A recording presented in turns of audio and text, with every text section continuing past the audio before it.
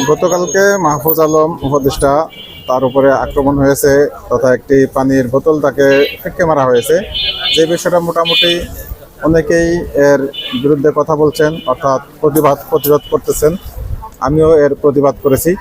তবে যেই বিষয়টা অনেকেই বলছেন না, সেই বিষয়টা হচ্ছে মাহফুজ আলম উপরে আক্রমণ হওয়ারও আগে যখন ছাত্র এবং শিক্ষক মণ্ডলীরা সেখানে আন্দোলন করলো দীর্ঘ সময় যাবৎ, এবং তাদের উপরে পুলিশের যেই আক্রমণ, টিয়ার সেল বা কাঁদানে গ্যাস, এরপরে রাবার বুলেট বা সাউন্ড গ্রেনেড, এরপরে অনেক ছাত্র হতাহত, প্রায় 50 জনের মতো আহত, তারা হসপিটালাইজ হয়েছেন।